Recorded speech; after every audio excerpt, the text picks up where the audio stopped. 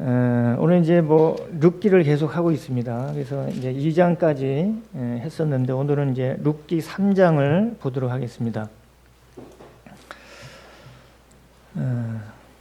그래서 제가 이제 금방 이제 말씀드린 대로 우리 사람들은 안에 채워야 할 것이 있습니다. 그래서 오늘 주제는 이제 주님 안에서 누리는 안식과 위로의 삶.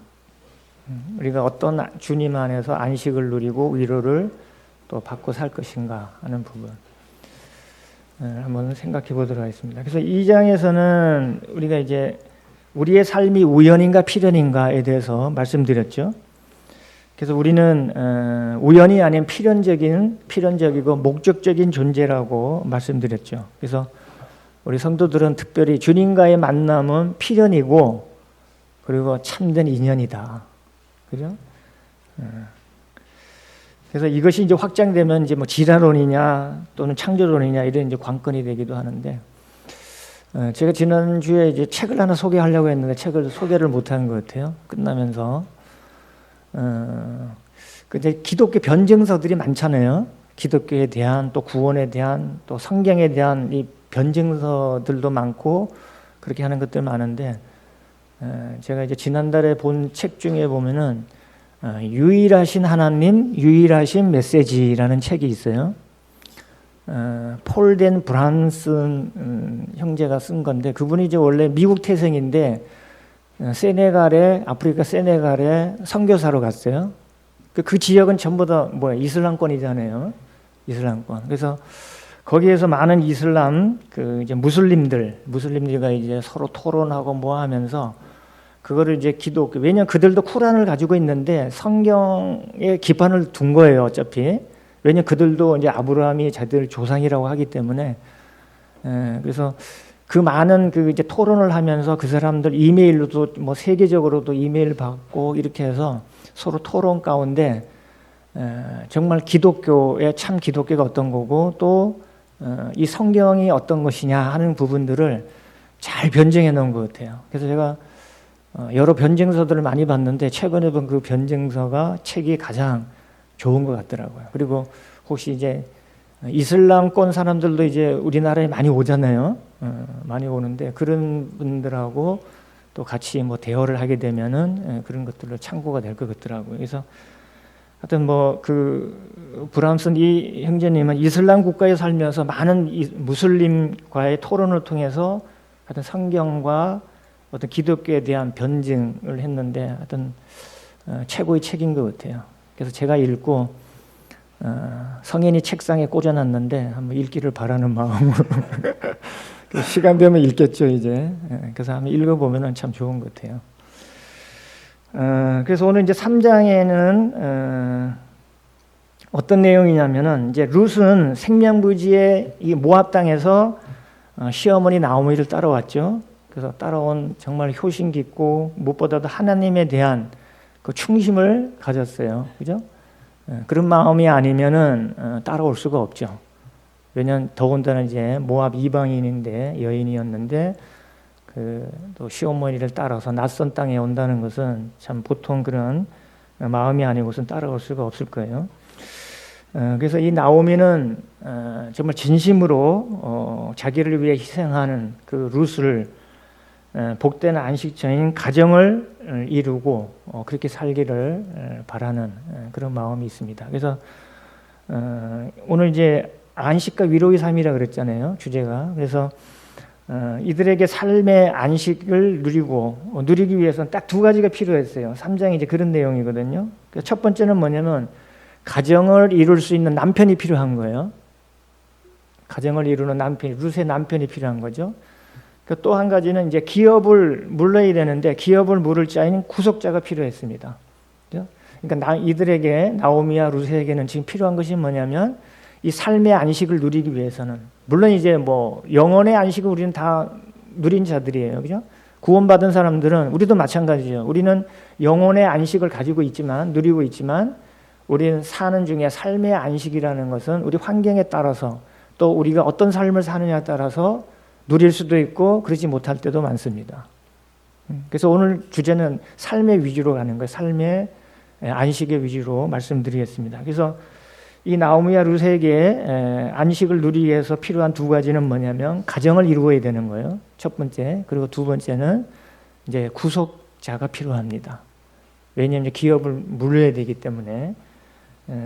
그래서 이제 그 내용 두 가지 내용으로 위주로 보겠습니다. 그래서 본문 3장을 조금 읽어보겠습니다. 3장 1절.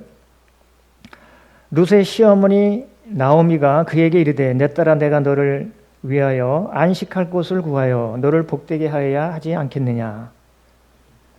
2절. 내가 함께 하던 하녀들을 둔 보아스는 우리의 친족이 아니냐. 보라. 그가 오늘 밤에 타작마당에서 보리를 까불리라. 그런즉 너는 목욕하고 기름을 바르고 의복을 입고 타작마당에 내려가서 그 사람이 먹고 마시기를 다하기까지는 그에게 보이지 말고 그가 누울 때에 너는 그가 눕는 곳을 알았다가 들어가서 그의 발치 이불을 들고 거기 누우라. 그가 내 할 일을 내게 알게 하리라 하니 룻이 시어머니에게 이르되 어머니의 말씀대로 내가 다 행하리이다 하니라. 참 룻은 참 순종의 사람인 것 같아요. 어머니가 하는 대로 그대로 따르고 이렇게 했던 것을 참 보게 되는데 어떻게 보면 우리 믿음의 순종의 본도 되는 것 같아요. 룻은. 근데 이 나오미는 참 그런 참 충심이 있는 그런 며느리에게 참 가정을 이루고 싶은 그런 마음을 가지고 있습니다. 그래서 우리가 한 가정을 이룬다는 것은 어떻게 보면 인생에 있어서 가장 축복된 일일 수가 있습니다. 그래서 우리가 이제 가정이라는 건 우리 고단한 삶의 어떤 삶의 최고의 안식처가 되기도 합니다. 그래서 이제 첫 번째 내용은 뭐냐면 이 이제 나오미가 이 삶의 안식을 누릴 가정을 이루는 그 남편을 누구를 소개하냐면 보아스를 소개하잖아요, 그죠? 첫 번째는 뭐냐 삶의 안식을 주는 보아스. 물론 이제 이 보아스가 어떻게 보면은 이 보아스는 그 유력자라 그랬죠, 그죠? 그 의미가 유력자, 뭐 강한 이런 의미를 갖고 있는데 이름이 주님을 잘 예표하고 있어요. 오늘 두 가지 말씀드린데도 보면은 어떻게 보면 참된 우리의 가정을 이룰 수 있도록 또 위로를 하시고 우리의 구속주가 되시는 분은 주님이시죠, 그죠? 그래서 보아스가 그런 면에서 잘 이제 예표하고 있는 것 같아요. 그래서 나오미가 지금 가정을 이루는데 누구를 소개하냐면 그 남편을 보아스로 지금 정했습니다. 그죠? 그게 이제 소개해 주는 거죠. 그래서 첫 번째 삶의 안식을 주는 보아스. 근데 이 가정을 이룬다는 것은 어떻게 보면은 이게 하나님께서 우리가 하나님께서 이제 창조하시고 이 가정은 하나님께서 세우신 어떻게 보면 최초의 기관이 가정이죠. 그죠? 아담과 하와가 가정을 이룰 수 있도록 하나님이 그렇게 하셨어요. 그래서 이 가정이라는 것 어떻게 보면 하나님이 세우신 최초의 기관이 마찬가지죠. 그래서 이 가정에서의 우리 안식은 가정을 이루고 누리는 안식은 어떻게 보면 우리가 안식의 가장 기본이 되는 그런 것을 이제 보게 됩니다. 그래서 시편 128편 같은 데 보면 참 이 가정의 아름다운 모습을 표현한 게 있는데 128편 한번 볼까요? 128편 3절에 보시면 시편에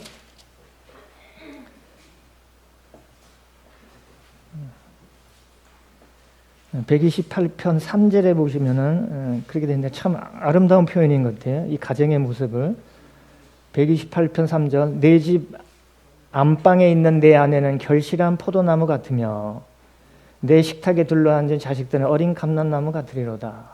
여호와를 경외하는 자는 이같이 복을 얻으리로다. 가정의 복의 모습을 잘 나타내고 있는 것 같아요. 지금 이제 수확의 계절이잖아요. 수확의 열매처럼 안방에 있는 내 아내는 결실한 포도나무 같으다. 그리고 내 식탁에 둘러앉은 자식들은 어린 감람나무 같으리로다. 이 모습이 얼마나 가정의 아름다운 모습을 이게 시로서 표현해 놓은 것을 보게 됩니다. 저희 이제 가정은 이제 그 전에 보면은 요즘에는 이제 그 잘 안 부른다. 제가 이제 가족 집회, 이제 명절 때가 가족 집회를 이제 인도를 하게 되는데 그 전에는 저희 아버지가 이제 하실 때는 찬송을 잘 부르던 찬송이 있었어요. 그게 뭐냐면 제목이 사철에 봄바람 불어있고 그 찬송 잘 아시죠, 그죠? 예. 그 가사가 그게 참 좋은 것 같아요.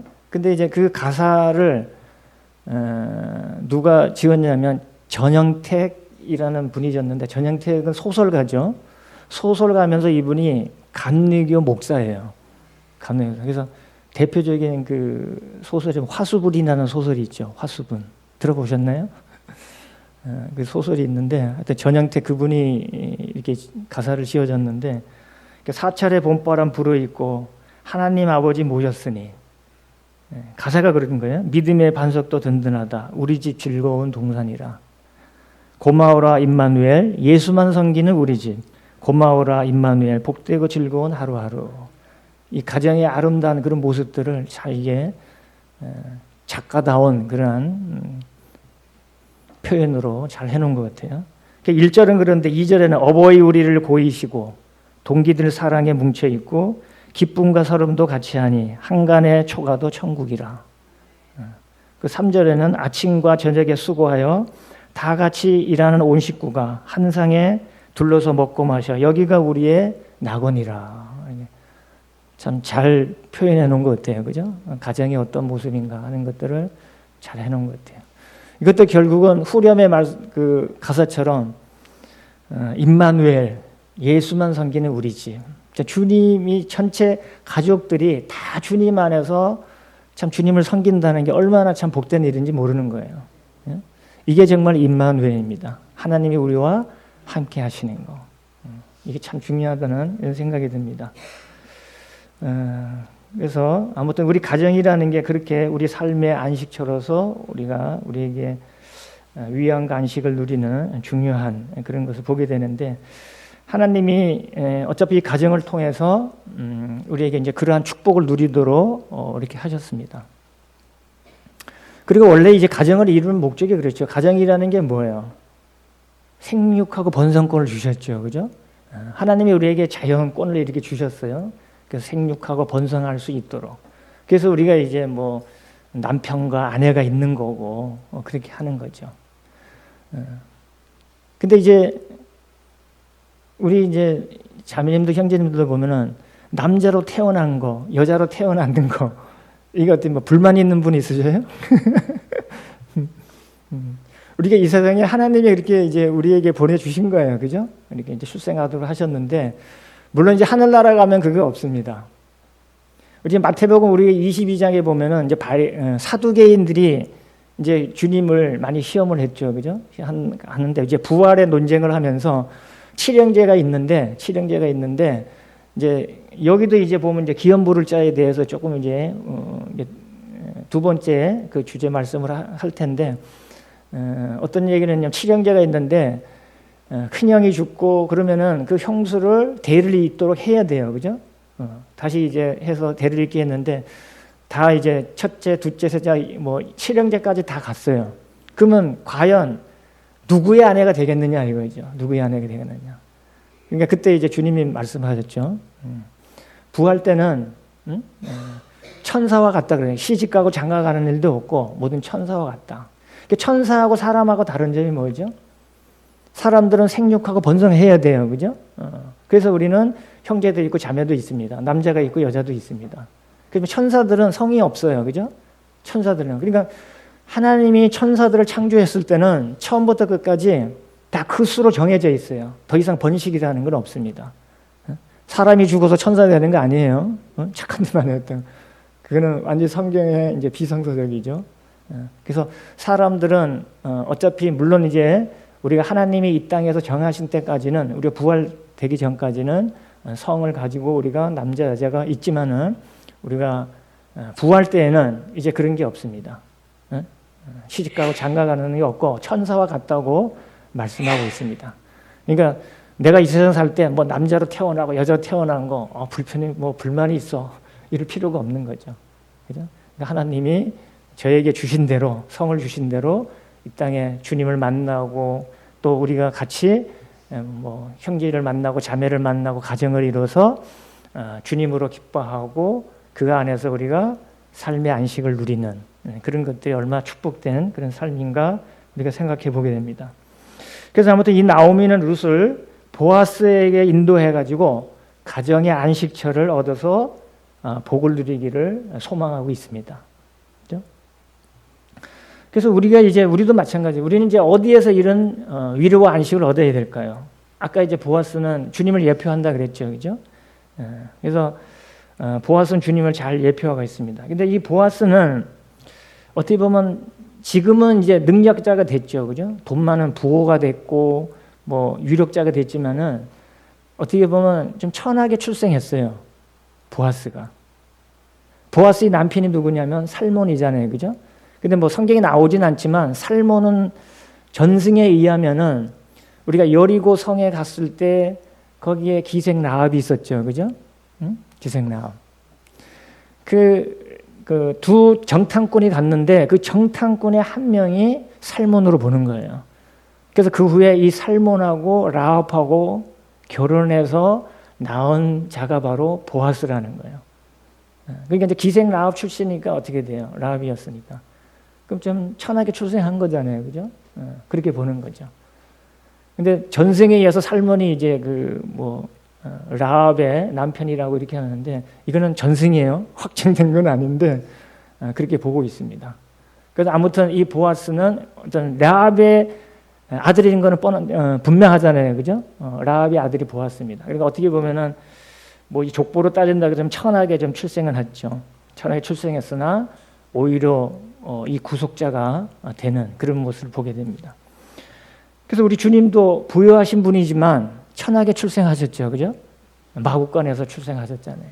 그리고 그분은 공생에 하시기 전에는 그냥 목수일을 하신 거예요. 목수일을 하면서 공생에 하나님 아버지께서 부르셔서 공생에 일을 하시기 전까지는 그런 생활을 하셨어요. 그러니까 목수일로 이렇게 하시고 이렇게 하신 것을 보게 됩니다. 그래서 하여튼 그분은 부유하신 이로써 가난하게 되신 것은 우리 가난함을 인하여 우리를 부유하게 하시기 위해서 그렇게 오셨다고 고린도후서 8장에 말씀하고 있습니다. 그래서 우리는 주님만이 우리의 영혼과 삶의 위로와 안식, 참된 안식처가 되는 것을 보게 됩니다. 그래서 아까도 말씀드렸지만 우리 세상에서 한번 보세요. 성도님들, 우리 세상에서 우리는 어떤 걸로 위로와 안식을 받으려고 하고 있는가? 어떤 뭐 물질적인 어려움이 있는 분들은 많이 이제 뭐 어떤 거를 바라겠죠, 그죠? 그런 거. 또 내가 어떤 걸 출세하기 위해서 어떤 걸 바라고 이런 분들도 있을 거예요, 그죠? 그런 걸로 만약에 실질적으로 이루어졌다 하더라도 그게 정말 나에게 위로가 되고 참 안식이 될 수 있을까? 근데 우리가 아무리 세상에서 어떤 것을 위로와 안식을 삼는다 하더라도 사실은 우리 그리스도인들은 없습니다, 그죠? 우리는 세상에서 어떤 참된 위로와 안식을 받을 게 없습니다. 오직 우리는 그리스도 안에 있는 소망, 그리스도 안에 있는 안식, 이걸로 우리는 위로를 받고 우리는 안식할 수 있는 거예요. 여기도 지금 나오미와 룻도 마찬가지죠. 이들이 지금 가정을 이루고 참식 안식을 누릴 수 있는 것은 누구냐? 복을 받는 것은 보아스하고 지금 결혼하는 거예요. 그죠? 그런 거죠. 그럼 우리도 마찬가지로 이 세상에서 어떤 위로와 안식은 우리는 찾을 수가 없어요. 우리는 주님 안에서 찾아야 됩니다. 그리고 주님 안에 있는 이 축복과 위로라는 것은 우리 영혼도 마찬가지죠. 우리 가정도 그렇지만 우리 영혼도 그리스도 안에 있는 게 가장 안전하잖아요. 그래서 우리 에베소서의 1장 보면은 그리스도 안에라는 표현이 참 엄청 많습니다. 근데 우리가 이제 기독교만 보더라도 사람들이 그리스도 안에 있는 것보다도 교파 안에 있는 걸 좋아하는 분들이 많아요. 그래서 우리가 점검을 해봐야 돼요. 내 개인적으로 교파 안에 있는 건가? 아니면 그리스도 안에 있는 건가? 제가 지난 한번 추석 때도 보면 우리 가족들하고 할 때 우리 소속에 대해서 이렇게 얘기했어요. 이 세상 소속은 딱 두 가지만 있다. 그리스도 안에 있느냐, 그러니까 아담 안에 있느냐, 그리스도 안에 있느냐, 두 가지. 모든 사람들은 다 두 부류 안에 있는 거예요. 두 소속 안에 있지 다른 거 없습니다. 그리스도 안에 있는 것도 그리스도 안에 있는 걸로 만족하는 거지 그 안에 어떤 교파에 소속이 있는 거 그건 아무 의미가 없는 거예요. 그러니까 제가 이제 소속을 얘기하면서 어디에 있는가 우리 가족들 좀 생각해봐라. 정말 우리 모든 가족들은 지금 다 우리는 가족들도 우리 모임에 다 다니는 거 아니잖아요. 뭐 장로교회 다니고 이렇게 있어요. 그러면 그걸로 봤을 때는 나눠져 있는 거잖아요, 그죠? 근데 그걸로 만족할 게 아니라 중요한 것은 우리가 그리스도 안에 있는 걸로 만족해야 된다. 어떤 교파에 있다고 해서 그게 안정되고 참된 안식을 주고 우리에게 안전한 게 아니잖아요. 우리에게 중요한 것은 그리스도 안에 있는 거. 그래서 저도 이제 뭐 어떤 교파 교인이나 이런 분들하고 복음 교제하고 이러면은 작은 그런 얘기들을 많이 하신 분들이 있어요. 교파 얘기를 많이 하잖아요. 근데 그게 중요한 게 아니다. 교파 안에 있는 게 중요한 게 아니라 그리스도 안에 있는 것이다. 저는 어떤 교파에 있는 교파 교인이라 하더라도 그분들이 구원이 없다고 보지는 않아요. 그 안에서 구원받은 사람도 있습니다. 우리가 절대 오해하면 안 돼요. 만약 카톨릭에 다니는 분들도 그 안에서 정말 그리스도 안에 주님을 제대로 믿고 있는 분들은 구원받는 사람도 있을 수 있어요. 그죠? 그리고 종교개혁 했던 분들은 다 대부분 보면 어디에 있었냐면 카톨릭에 소속되어 있던 분들이 많아요. 그죠? 그런 분들이 많습니다.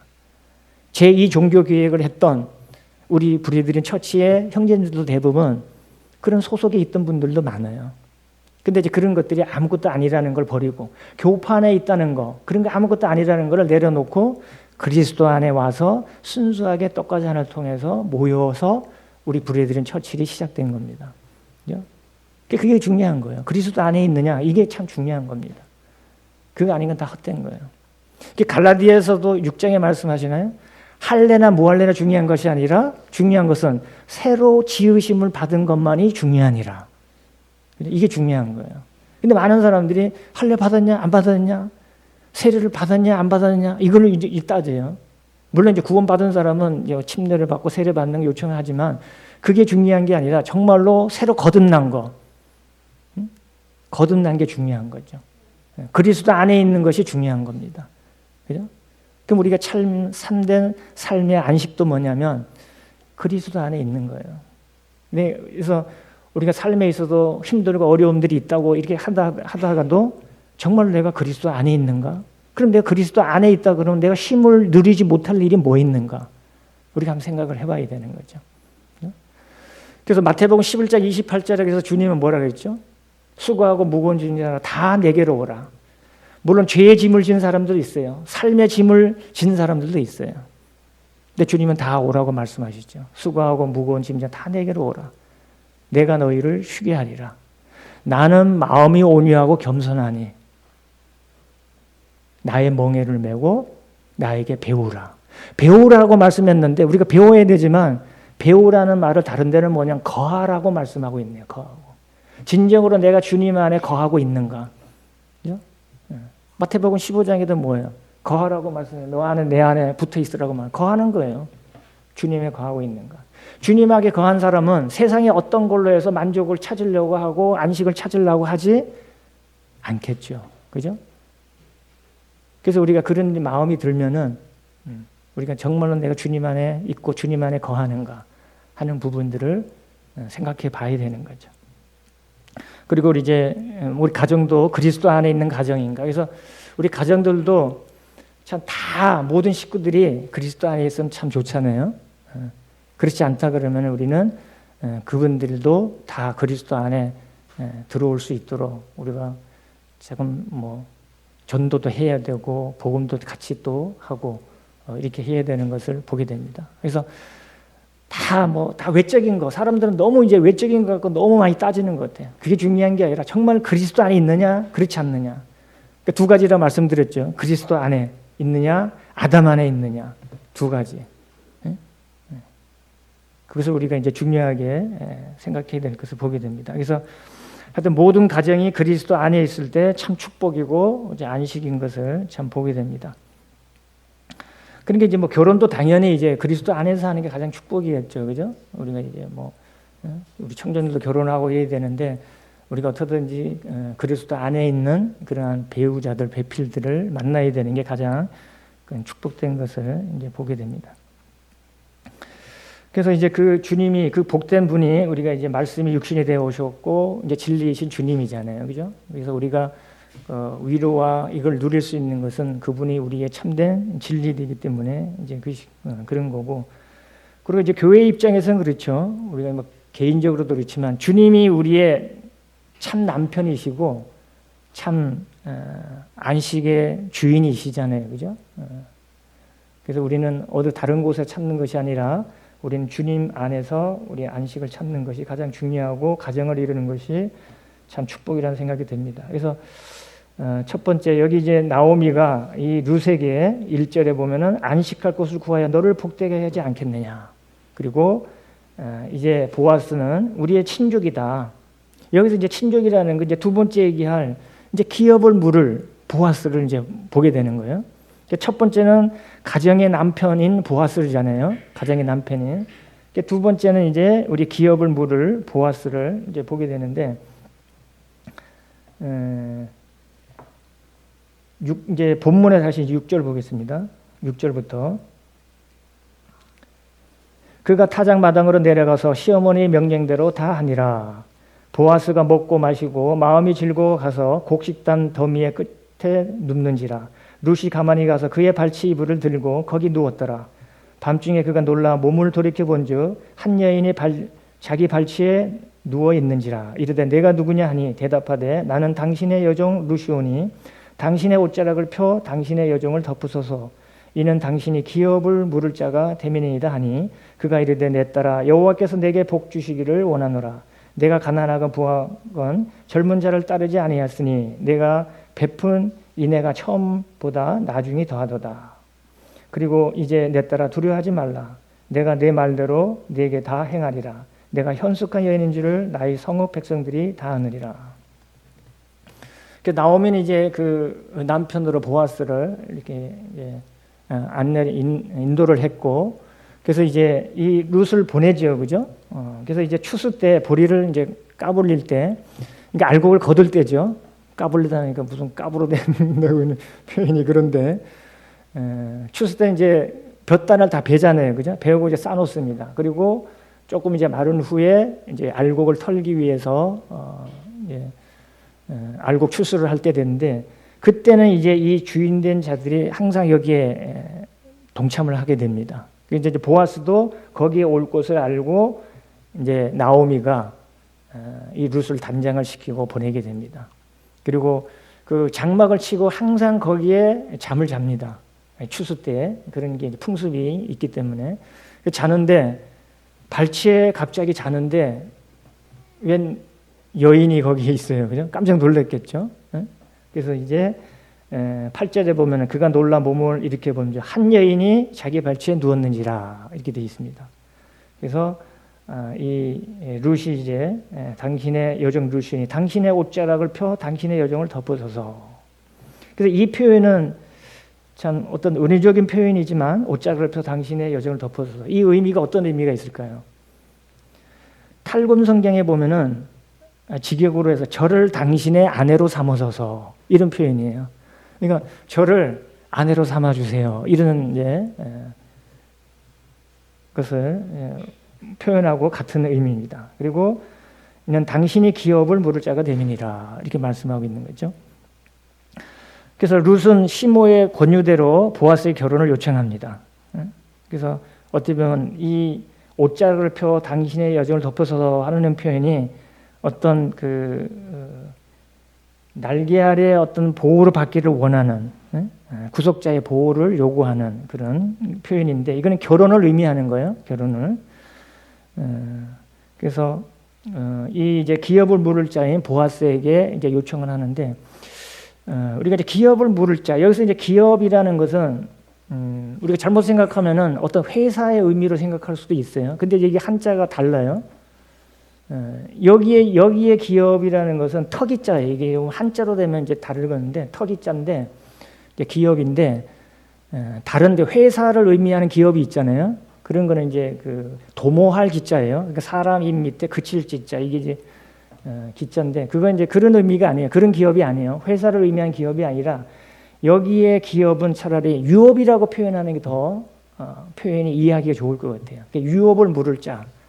그래서 기업을 물을 자가 됩니다. 그래서 여기도 이제 이스라엘 풍습을 조금 알아야 되죠. 그러니까 기업을 물을 자가 이제 히브리어로 보니까 뭐 고엘이라고 돼. 고엘. 기업이라는 거는 기업을 물을 자 이런 의미입니다. 그래서 이 유대인들은 이 고대 제도가 고엘 제도가 있어요. 그래서 이 땅도 그래요. 지금 보면은 이 나오미하고 룻도 있지만은 그 남편하고 아들하고 모압 땅에 갈 때 아마 땅을 다 팔고 갔을 거예요. 팔고 가서 이제 거기에 있다가 흉년이 들고 이제 이쪽에 이제 흉년이 끝나고 또 하나님께서 그쪽에 이제 곡식을 주셨다는 얘기를 듣고 이제 돌아왔잖아요, 그죠? 근데 이게 이스라엘 풍습에는 땅을 영구히 살 수가 없어요. 이 사람들에게는. 그래서 희년이라는 게 있잖아요. 희년. 이게 안식년도 있고 희년이 있는데 안식년은 7년에 한 번씩 오는 건데 희년은 7년, 안식년이 7번 되는 해. 이게 희년인데 그때들은 이 땅들인 원주인에게 다 돌려줘야 돼요. 그러니까 뭐 땅 주인이 죽었다 하더라도 그 이제 아들들이 있을 거 아니에요, 그죠? 기업을. 그래서 그 이름의 자녀들의 자식들의 이름들을 계속 이어줘야 돼요. 그게 이 사람들의 어떤 풍습이거든요, 유대인들의.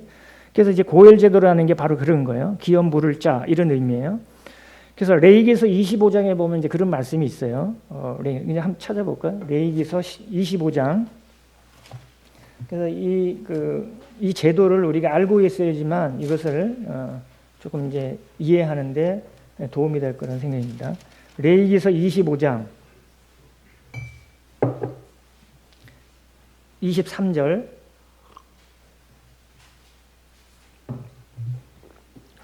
찾으셨죠? 레위기서 25장 23절. 토지를 영구히 팔지 말 것은, 그러니까 이유도 나와요. 왜 토지를 영구히 팔지 말라 하면 토지는 다 내 것임이라. 너희는 거류면이요 동거하는 자로서 나와 함께 있느니라. 땅이 다 누구 거예요? 이 만물이 다 하나님의 것이잖아요, 그죠? 근데 이거를 사람이 영구히 소유할 수 없어요. 하지 말라는 거죠. 토지는 다 내 것임이라. 너희는 거류면이요 동거하는 자로서 나와 함께 있느니라. 너희 기업에 온 땅에서 그 토지 무르기를 허락할지니. 그래서 25절 이렇게 냈죠. 만일 내 형제가 가난하여 그의 기업 중에서 얼마를 팔았으면 그에게 가까운 기업 물을 자가 와서 그의 형제가 판 것을 물을 것이요. 만일 그것을 물을 사람이 없고 자기가 부유하게 되어 물을 힘이 있으면 그 판회를 계수하여 그 남은 값을 산자에게 주고 자기의 소유지로 돌릴 것이니라. 그러니까 이제 가난해가지고 팔았다 하더라도 다시 또 이제 돈이 모아가지고 하면 다시 살 수가 있어요. 요구하면은. 그래서 영구히 어떤 사람의 소유가 될 수가 없어요. 그리고 만약에 가난해서 정말 이거 못한다면 가까운 친척, 친족이 와가지고 형제가 그거를 물려줘야 돼요. 무르다는 것은 뭐냐면 되찾아주는 걸 말씀하는 거예요. 무르다는 게 어떤 뭐 취소하고 이런 게 아니라 물 되찾아주는 게 무르는 거예요. 기업 물을 자라는 거죠. 이걸 다 찾아주게 돼 있습니다.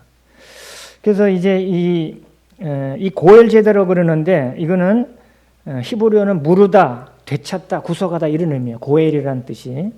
그래서 하여튼 가까운 친족, 그리고 기업 물을 자, 회복할 자, 구속할 자 이런 이제 의미를 갖고 있고, 그래서 고엘에는 가장 가까운 친족이 어려움을 당한 그러한 가족들이 어려움 당한 자를 구해줄 의미와 권리를 말씀하고 있어요. 그래서 왜냐하면 이제 고대 이스라엘 사회에서는 혈연 공동체잖아요, 그죠? 그리고 그들은 이제 이방 민족하고 다르잖아요. 그래서 하나님이 이 이스라엘을 어떻게 보면 보호책으로 이렇게 제도를 하신 것 같아요. 예? 그리고 그 가나안 땅을 약속을 기업으로 주셨기 때문에 그거를 잇기 위해서 하나님이 이런 제도를 주신 것 같아요. 혈연 공동체 중심이었기 때문에 그 결속으로 해서 친족들 사이에 지켜야 될 권리 의무 이것들을 이게 상호 보호 제도라고 이렇게 볼 수가 있는 거죠. 그래서 고엘로 인정받기 위해서는 뭐 4장에도 이제 다음 시간에도 보겠지만은 고엘로 인정받기 위해서는 3가지 조건이 있어요. 그러니까 혈연적으로 가장 가까운 친족의 우선권이 있어요. 가까운 적. 근데 이제 여기도 나오지만 보아스는 보니까 2번째 같아요. 첫 번째가 아니에요. 여기 이제 이따 이제 본문에 나오겠죠. 일단은 혈연적으로 가장 가까운 친족이 우선권을 갖게 되고, 그리고 본인이 자원해야 돼요. 자원해야 되고 본인이 원치 않으면 안 해도 돼요. 이게 이제 2번째고, 그다음에 능력이 있어야 돼요. 능력을 구비해야 돼요.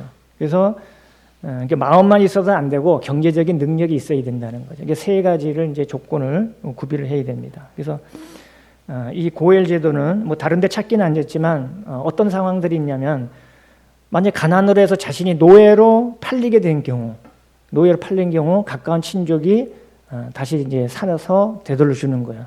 해방을 시켜주고, 그다음에 이제 여기 있는 이제 소유를 팔았을 때, 땅을 팔았을 때 가까운 친족이 소유를 되찾아 주는 거고, 그리고 형제가 죄를 지었을 경우도 형제가 죄값을 줘야 돼요. 그런 것들이 있고, 그다음에 누군가 이제 억울하게 살해당했을 때 친족이 대신 복수할 그런 경우도 있고, 이제 자녀가 없이 죽은 경우, 이제 오늘 룻기에서 가장 합당한 게 여기죠. 자녀가 없이 죽은 친족의 경우, 그런 경우에 친족이 어떤 미망인과 결혼할 의무가 있음을 보게 됩니다. 그래서 뭐 우리 창세기 앞에서도 보면은 유다 같은 경우도 그랬잖아요, 그죠? 유다 같은 거 아들이 이제 계속 죽었는데 그 며느리 다말 있었죠.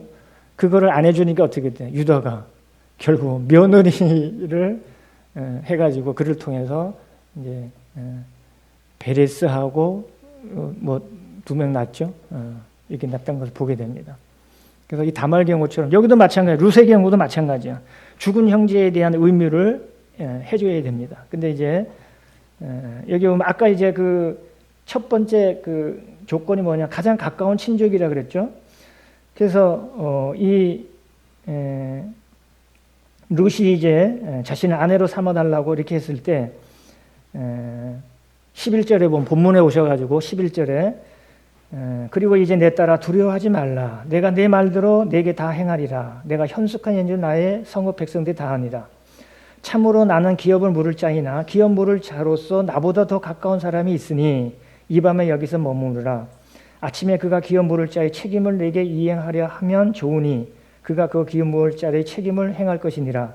만일 그가 기업 물을 자의 책임을 내게 이행하기를 기뻐하지 아니하면 여호와께서 살아계심을 두고 맹세하노니 내가 기업 물을 자의 책임을 내게 이행하리라. 아침까지 누워 있을지니라 하는지라. 이제 보아스도 만약에 자기가 가장 가까운 우선권이 있으면은 아마 허락했을 거예요, 그죠? 근데 이 하나님 말씀대로 자기는 자기보다 더 가까운 친족이 있기 때문에 그 사람이 만약에 한번 물어봐서 하게 되면은 뭐 그 사람이 하는 거고, 그렇지 않으면은 할 수가 없는 거죠, 그죠? 근데 그 사람이 여기 약속을 뭐냐, 그 사람이 만약에 안 하겠다면은 내가 하겠다. 그 결과의 내용은 이제 다음 장 4장에 나옵니다. 그때 이제 보고, 근데 이제 이 보아스가 아까도 이제 천하게 출생하고 이렇게 했지만은 이 당시에 아직 결혼했는지 안 했는지 모르지만 아마 결혼을 늦게까지 나이가 많은 것 같은데 아직까지 안 한 것 같아요. 그죠? 뭐 결론은 이게 뭐 성경에는 이제 언급은 없지만 이제 안 하는 건데, 왜 그러냐면은 그 10절에 보면 이제 이 룻을 칭찬하는데 뭐냐면, 룻은 그래도 뭐 지금 사별을 했지만, 남편과 사별했지만은 그래도 아직 젊은, 얼마든지 아이를 낳을 수 있는 그런 젊은이죠. 여인인데 10절에 그가 이르되 내 딸아 여호와께서 내게 복주기 원하노라. 내가 가난하건 부하건 젊은 자를 따르지 아니했으니 내가 베푼 인애가 처음보다 나중이 더하도다. 그러니까 내가 베푼 인애가 처음보다 나중이다. 이런 표현이 뭐냐면 젊은 자들도 충분히 많을 수 있잖아요, 그죠? 룻이 만약에 어떤 젊은 이런 정욕이 있고 이런 것들 마음이 있다 그러면은 더 젊은 사람을 만날 수 있을 거예요. 만약 그것만 목적으로 한다 그러면, 그죠? 그렇게 할 수 있지만은 네가 그런 거를 따르지 아니하고, 응? 그러니까 내가 베푼 인애가 처음보다 나중에 더하도다.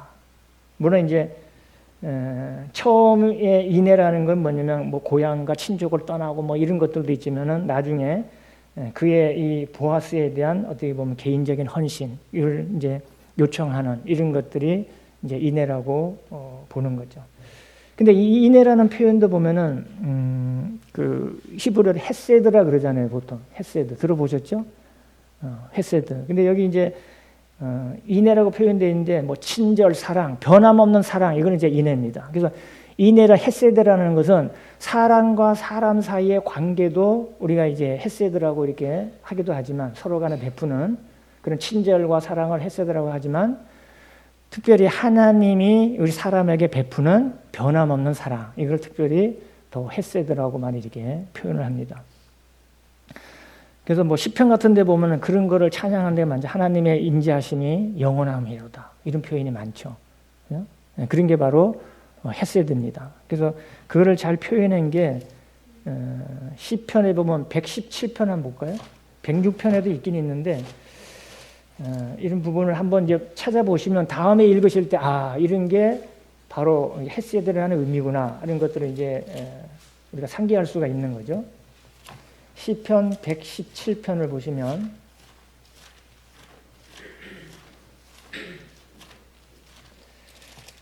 이 117편이 시편 중에서 가장 짧은 절이에요. 2절밖에 안 돼요.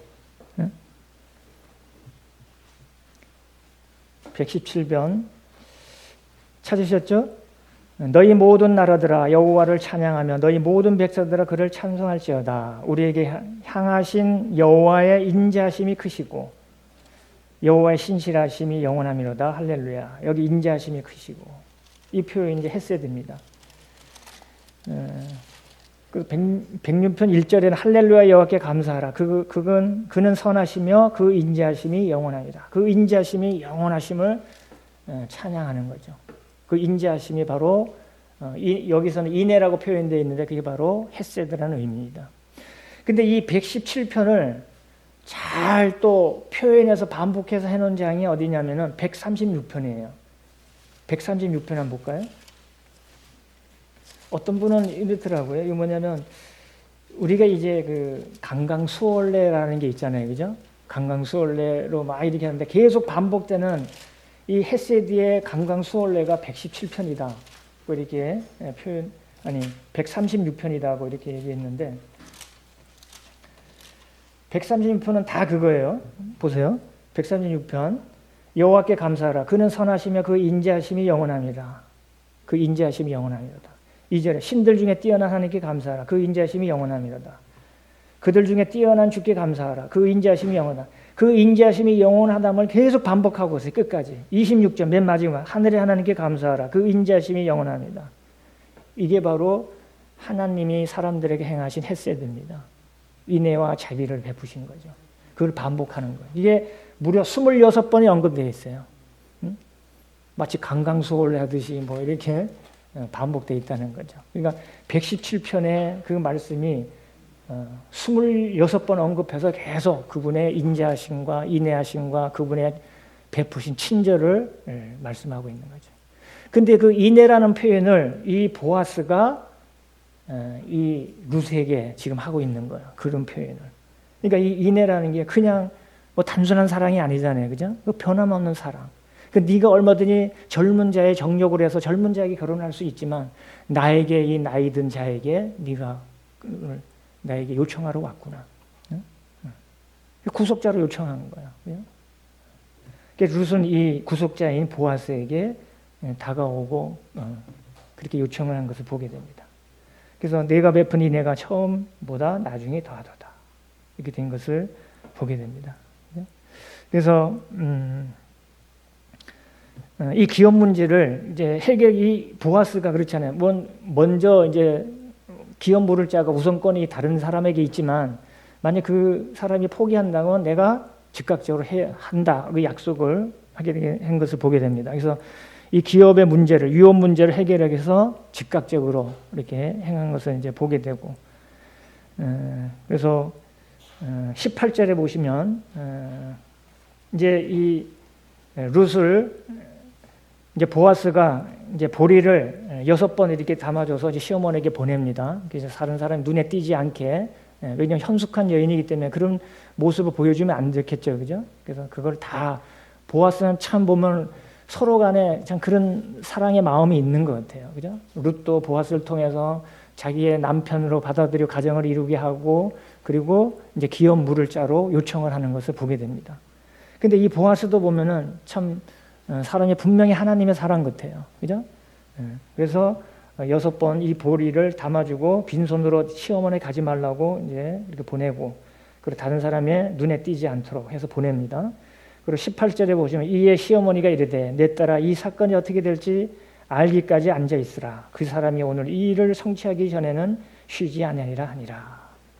그래서 이거를 온전히 그냥 하나님께 맡기고, 그 나오미는 그냥 여기 가만히 앉아 있어라. 이건 하나님이 결정하실 것이다. 그죠? 그리고 그 보아스는 그 일을 성취하기까지 전에 결코 쉬지 않을 것이다. 그래서 어떻게 보면 이 끝까지 책임과 의무를 다하고자 하는 보아스의 그 마음을 여기다 잘 나오미도 알고 있는 것 같아요. 그 4장에 보면은 즉각적으로 그 다음날 아침에 이제 증인이 될 사람들을 모으고 이제 기업을 이제 확정하는 것을 보게 됩니다. 그래서 이 보아스는 어떻게 보면 주님의 모습을 잘 닮은 것 같아요. 주님은 우리의 참 안식을 주시고 우리의 참 남편 되시는 그런 분이시죠. 주님이 여러 가지로 표현하셨어요. 자기를 교회의 입장에서 보면 신부이면서 어떻게 보면 아내잖아요, 그죠? 그 반대의 입장에는 주님은 우리의 참 남편이 되시는 거예요. 남편이 되시고 그분은 또 우리의 친구도 되시고 그리고 무엇보다도 우리의 기업을 물은 구속자가 되시잖아요. 보아스가 지금 이 룻과 나오미의 입장에서는 그런 입장이죠. 참 남편이고 또 기업을 물을 그런 자이십니다. 그래서 그 일을 하시기 위해서 결코 쉬지 않을 것이다. 그 주님도 지금 보면 우리를 끝까지 책임지시고 쉬지 않으시는 분이잖아요. 그죠? 그러니까 이 일을 이루시기까지 쉬지 않으시는 그런 주님인 것을 우리가 보게 됩니다. 그래서 어떻게 보면은 이 하나님은 이스라엘 시편 121편에 그런 말씀이 있죠. 이스라엘을 지키시는 이는 졸지도 아니하시고 주무시지도 아니하시리로다. 여호와는 너를 지키시는 이시라. 여호와께서 너를 지켜 모든 환난을 면하게 하시며 또 내 영혼을 지키시리로다. 여호와께서 너희 출입을 지금부터 영혼까지 지키시리로다. 그러니까 보아스의 자기의 책임과 의무를 다 하는 것처럼 주님도 우리에게 그런 분이십니다. 우리에게 정말로 그분은 기업 물을 자로서 구속자로서 우리에게 충실하게 일을 하시고 그리고 우리가 삶의 안식에서도 그런 주님을 의지하고 살아갈 수 있도록 그래서 하여튼 죄가 시작된 이래로 결국 주님은 쉬지 않으시는 분이에요. 그죠? 이 보면은 이 사탄도 보면 사탄도 쉬지 않잖아요. 그죠? 사람들을 유혹하기 위해서. 고린도후서 4장 4절 이 세상 신이 믿지 않는 자들의 마음을 혼미케 해서 그리스도의 복음의 광채가 비치지 못하려 하는데 하여튼 우리는 우리 안식을 바로 찾기 위해서는 삶의 안식을 하여튼 이 세상의 온갖 죄악된 사탄의 문화를 통해서 사탄은 미혹을 하려고 합니다. 그래서 우리 성도는 세상에서 본받을 게 하나도 없어요. 세상에서 뭘 본받으려고 그러면 안 되죠. 그래서 이 세상이나 이 세상에 있는 것들을 사랑치 말라고 하고 그리고 본받지 말라고 말씀하고 있습니다. 그래서 주님만이 우리의 참된 구속자로 우리에게 참 안식을 주시는 그런 끝까지 책임지시는 분을 우리가 쫓아야 되겠습니다. 결론적으로 말씀드리시면은 하여튼 이 보아스와 룻은 주님과 교회의 모습, 아까 이제 보아스가 주님을 예표한다 그랬죠, 그죠? 그러면서도 이 보아스는 결국은 다윗의 조상이잖아요. 다윗의 증조부예요. 이게 룻은 증조모니까, 그죠? 증조부가 되는 거죠. 그 다윗의 족보로 오고. 근데 이 다윗의 족보로 오면 결국은 어디까지 이어지는 거죠? 주님으로까지 가잖아요. 그죠? 주님까지 갑니다. 그래서 하나님은 이런 걸 통해서 계속 우리에게 보아스지만은 그 안에서 보면 우리 주님이 이 일을 통해서 오실 주님을 우리 보여주고 있어요. 여기에 보여진 다윗이 있듯이 다윗을 통해서 주님까지 이어질 계보를 이어지게 됩니다. 이게 어떻게 보면은 구속작전의 의미가 여기에 담겨 있는 거예요. 우리는 지금 이 당시의 사건을 우리가 보고 있지만 이 사건을 통해서 구속사적 의미로서는 주님을 내다보고 있는 거예요. 보아스를 통해서 우리는 주님의 모습을 볼 수가 있습니다. 그러니까 주님이 얼마나 우리가 신실하시고 주님의 일을 하고 계신가 하는 것을 보게 됩니다. 그래서 아무튼 우리 영혼의 안식처도 그렇고 우리 삶의 안식처도 우리 주님을 통해서 만족해야 돼요. 아까 우리 서두에 뭐라 그랬죠? 우리 속에 텅 빈 마음을 자꾸 찾으려고 그러면 안 돼요. 세상 걸로 채우려 하려고 하면 안 돼요. 우리는 주님의 것으로 채워야 됩니다. 하나님 것으로 채울 때 우리에게 참된 삶의 안식이 있고 이거는 상황을 초월하는 거예요. 내가 돈이 많고 적고 이게 문제가 아니잖아요. 그죠? 상황을 초월하는 거예요. 우리가 항상 기뻐하고 항상 감사하고 하는 것들도 상황을 초월한 거예요. 내가 많고 적은 게 이게 아니라 세상에 많고 적은 걸로 따지는 게 아니라 내 속에 주님이 있을 때 그것을 극복하고 나갈 수가 있는 거예요. 주님만이 우리의 참된 안식이 주시는 분이시고 그리고 그분만이 나의 참된 구주가 되시고 주님이 되신다는 거 우리가 기억을 해야 될 것입니다. 우리 기도하고 마치겠습니다.